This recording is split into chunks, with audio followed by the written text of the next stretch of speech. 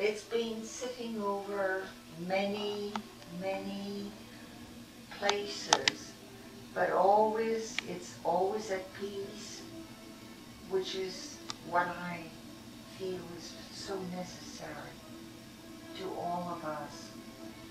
And the luminosity of it always particularly enhanced the painting.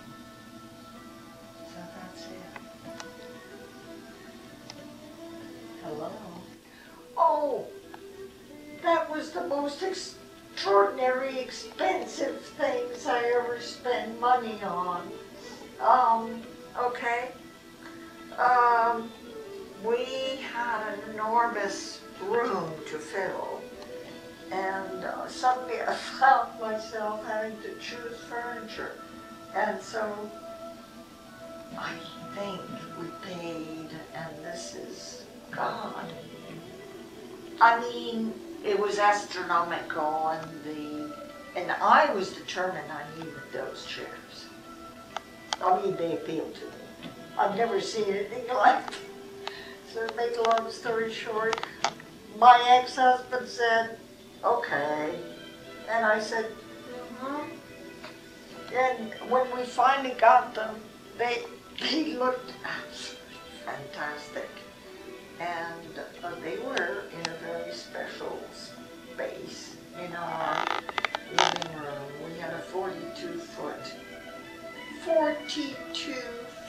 living room to furnish. So that's where those big chairs came in. I'm so fortunate to have this extraordinary surroundings. And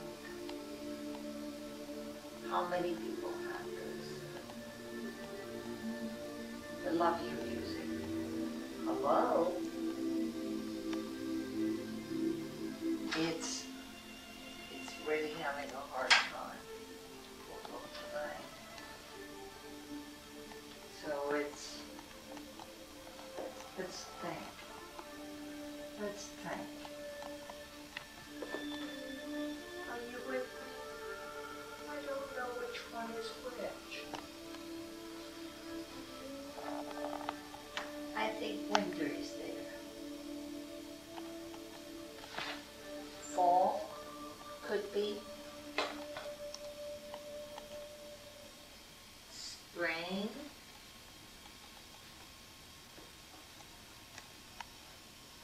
I don't know. What say you? She looks, well, it's got to be spring, summer, fall.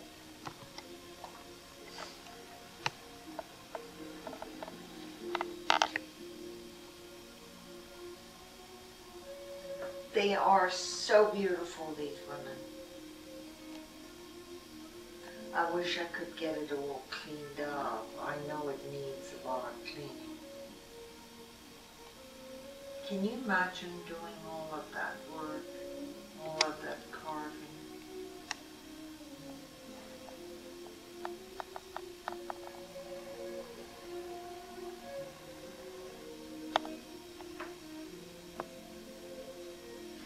Love your music. All these pieces were brought to me by my wonderful stepfather, Daddy Gale. He went to China, and because he graduated from Harvard, and he and his mother decided that they needed to go to China for I don't know what reason, but in any case, they went to China for supposedly the vacation, and they just remained because they loved China.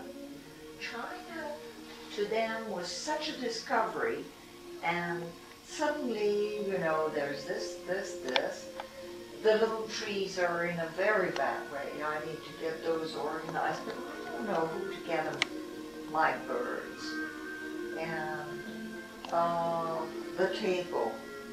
By the way, those two standing tables are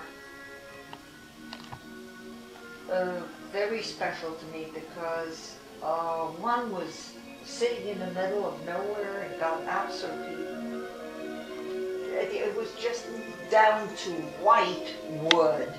It had lost all of its patina. And you know, the wood is so fantastic that it comes right back. And when I got it right back to where it was. But then there are this piece of wood here. Oh, Buddha. Buddha is all part of Dad's trip with his mom. And then he decided that Buddha needed to have this crystal ball.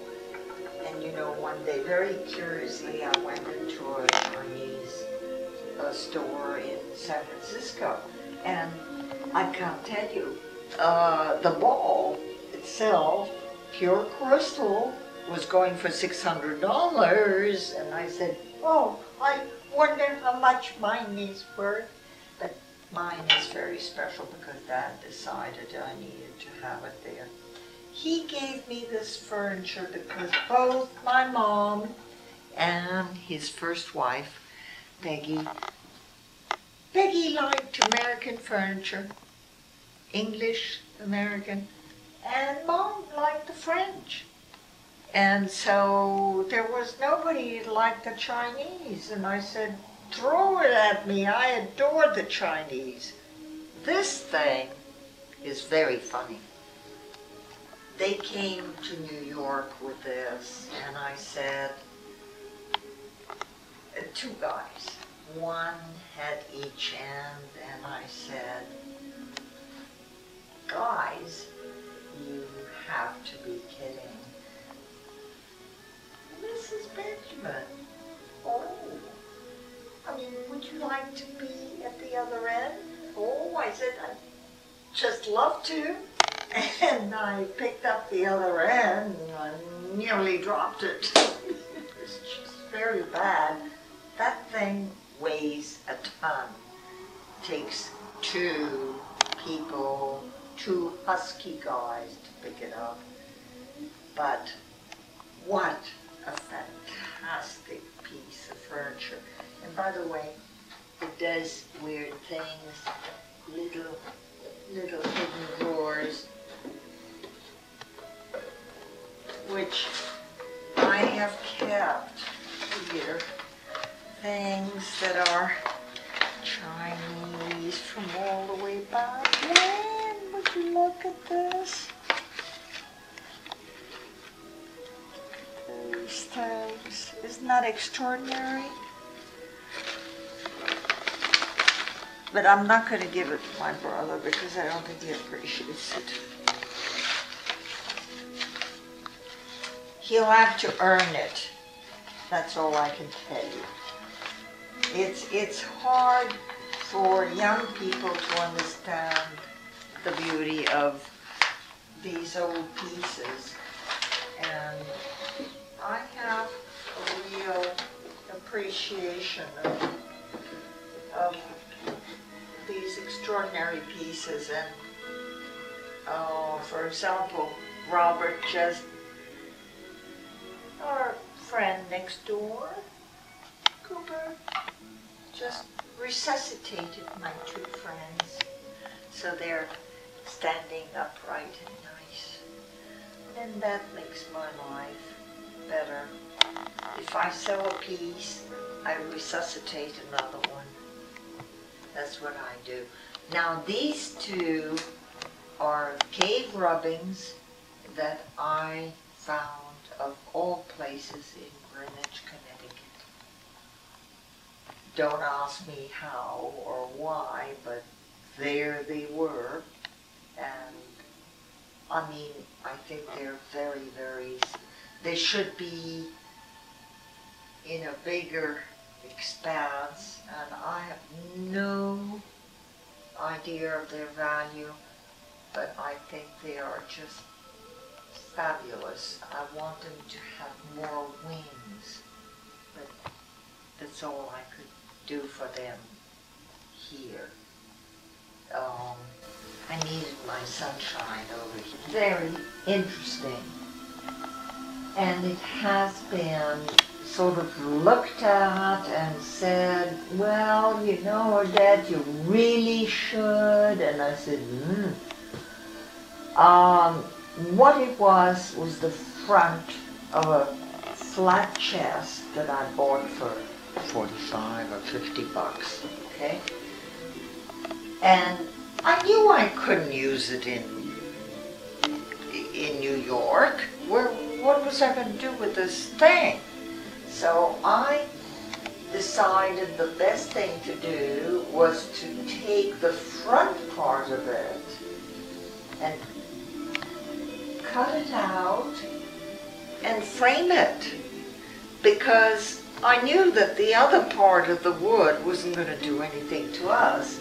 So it is what they think. I mean, people that have looked at it think it's a wedding chest. It's the wedding of this person to that person, and I think it's quite authentic. Where do we go? Hello. Oh, the chairs. Oh gosh, the chairs. Wow, the chairs. I purchased these 2 chairs, there are 2 of them, for $80 a piece at the auction of Addison Meisner. Addison Meisner was a very famous architect in Florida. I mean, he was in Maurice Fascio lead. In fact, he was Addison Meisner. The Meisner brothers had taken over all of Florida, and this was the chair that he built for himself, because he felt, being a 6-footer, but not, fat, but a broad man, needed something to sit in. Plus, he had a vision about what the style of the furniture that was going to be in his houses. And his houses were mostly directed towards Florida, Italian, Spanish, the tile sort of thing.